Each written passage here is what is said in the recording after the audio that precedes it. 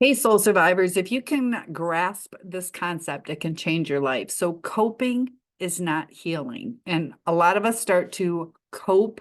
We start to do our exercises or wake up and shower, clean our house, and continue on through our day, just making it through. And we have to realize that we have to heal what is hurting us. So, some of you have been hurt as an adult, some of you have that inner child. And what happens in a narcissistic relationship is we stick around for a long time because of our childhood, whether we felt that we were the caregiver or we shouldn't give up on people. And we continue in these toxic relationships. Part of that is the cycle of abuse that happens where you feel that it will get better because it has gotten better. And there's just a cycle that keeps continuing. So both parties need to be healed. And what's interesting about this, though, is you're going to be on a different level when you heal. So in the beginning, you're both up here, and then the narcissist goes back to being who they are and they bring you down. So when you heal, unless they match you, it's not going to be a match. So you can stay down below or you can go back to being who you were. But if you're up here or here, you're not on the same level as a narcissist, and you will begin to see the things that are not attractive in them, and you're not going to be attracted to them.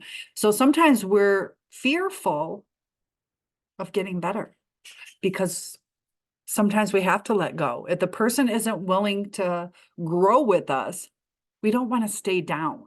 So coping is maybe taking little baby steps. And sometimes we have to do that in the beginning, but there needs to come a time where we really realize, why did I act that way?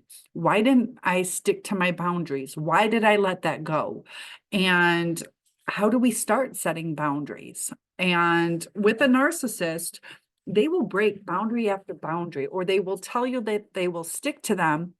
And it's really hard because they go behind our backs and we don't always know what is going on. And we also don't want to have that kind of relationship where we're like eagle eye view on them and having to know absolutely everything, to where there is no trust.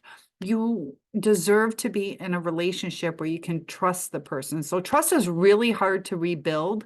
There are times people make mistakes. There are times people are willing to really focus on what they did wrong or to acknowledge how it hurt you. Sometimes they don't understand. And if they really love you and are emotionally intelligent or capable enough, that they will take the time to really understand it and communicate. Sometimes there might be a compromise, but with the narcissist, they don't like to compromise. They like to go behind our backs.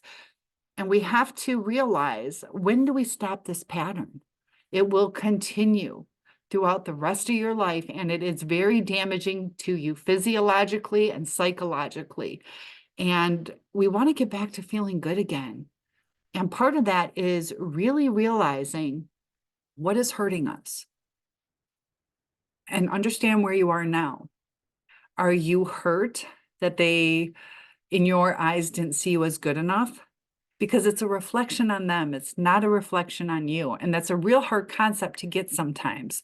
But when people lash out or when people lie, it's due to low self-esteem, chemical imbalances, things like that, to where it's not about you, or they'll project onto you. And the narcissist loves to shift the blame onto you. So there's something about you that,